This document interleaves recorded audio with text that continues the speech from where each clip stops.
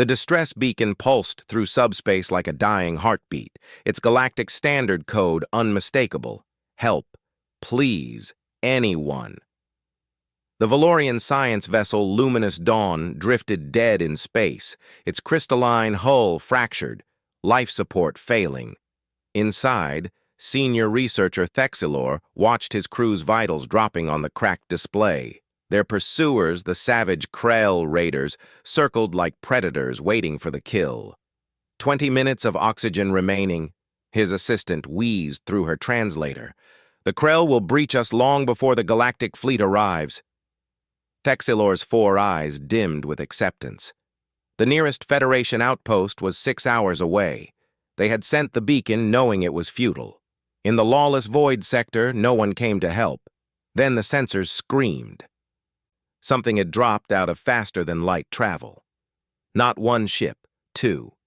Small vessels, primitive by galactic standards, their hulls made of refined metals instead of grown bioalloys. The signature was unmistakable to anyone who paid attention to the Galactic Council's warnings. Human. "Oh no," Thexilor whispered. "Deathworlders." James checked his weapon one final time as their stealth corvette, the Shadow Runner, approached the distress signal. Beside him, Elsa was already suited up, her blonde hair tied back, ice blue eyes scanning the tactical display with predatory focus. 3 Krell destroyers, she said, her voice calm despite the odds. "They've got the Valorian ship pinned. Looks like they're taking their time, probably planning to board and salvage." "Not anymore." James's grin was cold. "You take the left flank with Ghost Protocol. I'll draw their attention." Elsa nodded, already moving toward the airlock where her smaller fighter waited. "Try not to die, James. I'm not filling out that paperwork." "Same to you." As Elsa's fighter detached silently into the void, James opened a channel to the Valorian vessel. "This is Commander James Chen of the Terran Expeditionary Force. We received your distress call. Sit tight." The response came in stammering galactic standard. "Ha! Human? You shouldn't be here.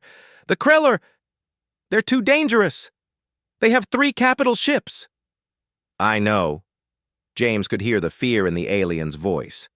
The galaxy had learned to fear the Krell, those armored monsters who raided the peaceful frontier worlds. But the galaxy hadn't learned what humans could do when someone needed help. "Stay on your ship. Keep your heads down." He cut the channel and spoke into his tactical net.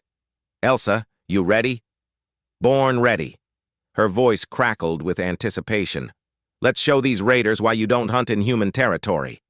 The Krell war captain Garax was considering which parts of the Valorian ship to tear open first when his sensors detected the human vessels. He laughed, a grinding sound like rocks in a crusher. 2 tiny ships? He addressed his bridge crew. "The Deathworlders are even more foolish than the Council warned. Destroy them." The first Krell destroyer turned its massive plasma cannons toward James's corvette. They fired and missed. The human ship moved like nothing Garax had ever seen, weaving through the plasma streams with impossible precision. Human reflexes, human instinct. Evolved on a world where everything wanted to kill you. Then Elsa struck. Her fighter materialized from the shadows behind the rightmost destroyer, having coasted in completely dark. The Krell didn't even see her coming. She placed 3 antimatter charges on the engine manifold with surgical precision, then vanished back into the black before anyone could react. The destroyer's engines detonated in a cascade of fire.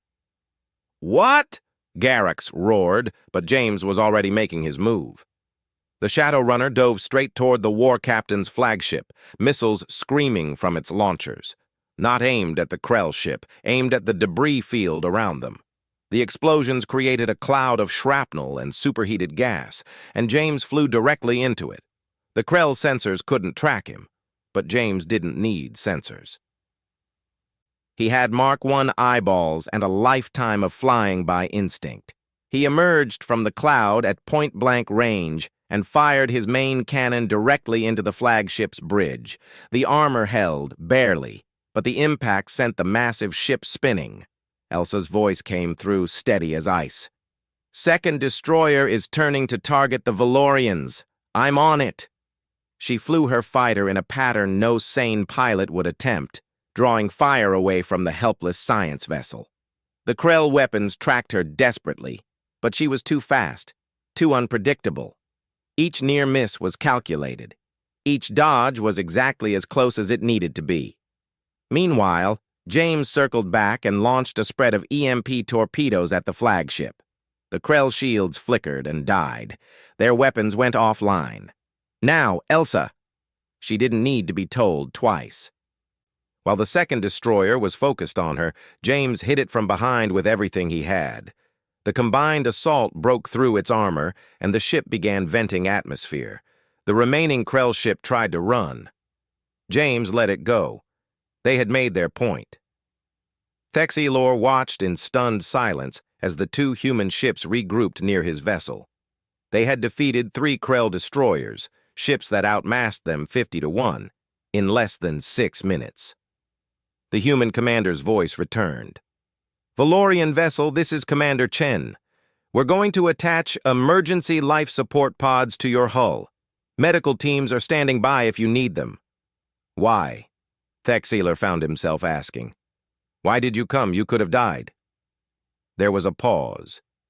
Then the human female's voice joined the channel, and Thexilor could hear the smile in her words. "Because you called for help," Elsa said simply. "And where we come from, that means something." As the human ships began their rescue operations, Thexilor understood something the Galactic Council was only beginning to grasp. Humans came from a world that tried to kill them every day. They had evolved surrounded by predators, poisons, and disasters. They had learned to be tough, but more importantly, they had learned to help each other survive.